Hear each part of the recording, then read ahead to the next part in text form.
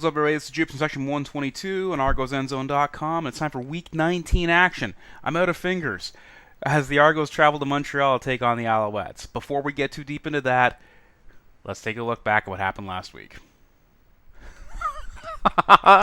Oh, wow. Okay, look, Argos, you gotta stop doing this to me, okay? So twice in 3 weeks, they've come from behind to beat Hamilton there at the Rogers Center. It was a blast. Toronto started off really, really strong. A safety on Hamilton's opening possession. Scored, I believe, on their first 3 possessions. Just kept on rolling. To Hamilton's credit, they capitalized on the mistakes. Collaros threw the one touchdown pass when Suber slipped trying to cover his man, and then there was that epic 109-yard drive that was just it was a crazy long drive that I believe that was the one that put them in the lead. And then Toronto started chipping away, coming back. Tip of the cap to Steve Slayton as the CFL Offensive Player of the Week. I believe it was in the neighborhood of 152 total yards from scrimmage with the touchdown. Played a great game. And newly re-signed James Yurchuk, top Canadian, who had the big interception and then the game-ending sack of Mr. Zach Collaros. So what you saw then was how the Argos offense can really fire it up when they need to. You don't want to wait for it that long all the time. There's only so many times you can go to that well. But what you saw with Slayton this time was a more balanced rushing attack and another quality receiver coming out of the backfield. This is all I keep thinking about is like, oh man, if Andre Drury was healthy, this would be so much fun. But what you've got now is a little more versatility coming out of that offensive attack that Montreal's going to have to account for this week. The defense, again, was that bend, not break. They put some great pressure on there. That crowd seemed loud. I don't know. To me, it seemed like it was a loud crowd, but that may have been just because it was Hamilton. They just, they just don't get along with it. But it was a lot of fun, and we got up for the defense. Some great pressure there. You can see that Shea Emery is really starting to assert himself in this defense. He's found his sweet spot, knows where he needs to be, and how to be effective. He's good for like one big play each week. So it was exciting to see him go to work as well.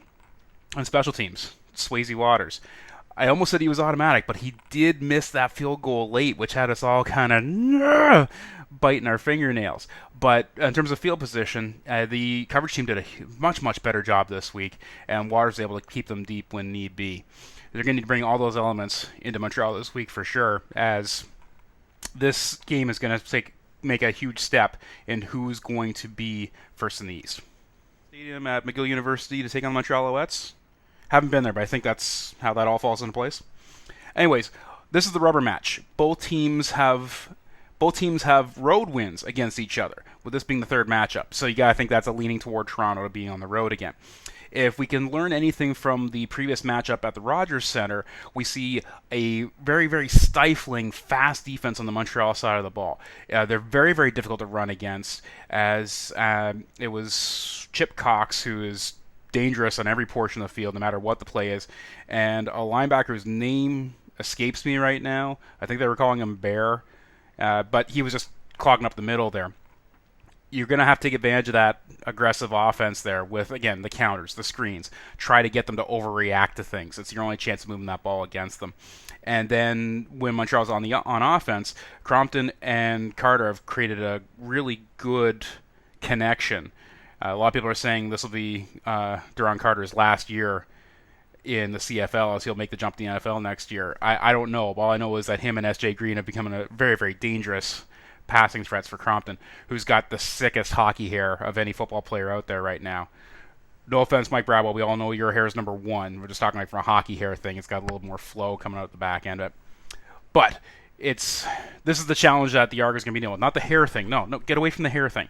The Argos are going to have to make sure that they control that passing attack, which is really dangerous. But they've also started to develop a pretty solid running game. Well, not a consistent running game, something that will keep a defense off balance.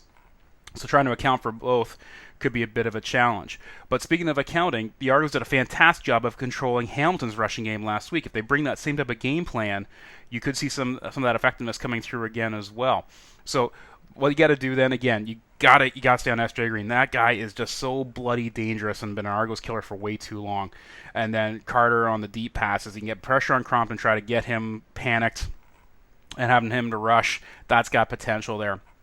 When the Argos are on offense, that middle section, which is kind of that short underneath stuff, in my opinion, is gone just because how strong that linebacking core is is with Montreal. So if you're running, I'm thinking you run to the outside, or it's a counter to try to get them to overreact, and see if you can take a couple shots maybe down the deep middle. Just me talking out loud, though, is just a fan talking. Your TSN Fantasy Pick this week. The obvious choice would it be Steve Slate in terms of what he's coming off last week, but that's why I'm saying it's going to be John Child's turn. Just because Slayton played such a great game last year. I'm not saying he's not capable of repeating it, but that Montreal will be keying on him so badly that this could create an opportunity for someone who's on the outside running a seam to make a big impact on that team. So I'm expecting Childs to be 100-plus receiving with at least one TD, maybe two. I got this mental image of a deep post pattern of him just kind of coasting in there, and then another one with a little bit shorter, kind of diving and reaching. I don't know where this is coming from, just talking out loud. But if I were you, I'd just dress John Childs. We're getting out of crunch time. It's your only chance that I've only got to make up 4,200 spots to win that trip to the Grey Cup. Need a big game. So, if we're looking for a score prediction here for this week, if you do the math, both teams are going to score 24 points. We can't have a tie. We're not going to have a tie. There's no way we can have a tie. So if we factor in that the visiting team has won each matchup so far, we'll give the edge to Toronto. Let's make it a 2-point game. So we'll say it's a 26-24 outcome for our Toronto Argonauts. Yeah, basically, I would say take the over if you're betting. But don't hold me responsible if it doesn't happen. Hashtag Argos Live. And tweet. So, that'll take care of things here for Week 19 from ArgosEndzone.com. Hope you had some fun. Make sure to comment down below on what you liked or didn't like. Follow us on all of our social media channels. I can't remember what side it comes up on now. That side.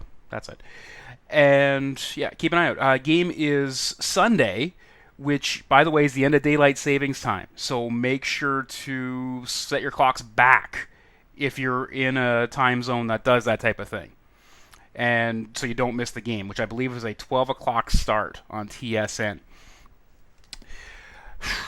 So, quick conversation about last. Do you remember Jube of the Year? Not my idea, but we do have a trophy for who we believe is the Argonauts' biggest fan. So go to the website, click on the Jube of the Year tab, and put your vote in. We'll have to try to get something together for that game in November against the Red Blacks. See what we can do to make that happen. And speaking of the next time you're down at Rogers Center, make sure you stop by any of the Argos cheerleaders and pick up the calendar, because all those proceeds for $20, only $20, you're getting, 12 months of sunshine, and you're helping the ladies fund their trip out to BC to represent the Argonauts and their fans at the Grey Cup. So November is Nicole. Sorry, I've got it hanging up here. You definitely want to pick up this calendar. Make sure you grab that. But in the meantime, if you're going to Montreal, cool. Hey, give us a wave and make a lot of noise there on TSN. Anything to drown out Rod Black, you know what I'm saying? But otherwise, get your buddies, get to a bar, get to your couch, and have a blast there on Sunday. Make a lot of noise on my behalf, right? So, Sunday, 12 noon. 12 noon is game time. So, watch it, and we'll be back again next week. Until then, this is Jube from Section 122, ArgosEndzone.com. Ryan, we ride the rail, we ride it hard. Go Argos, go Tar!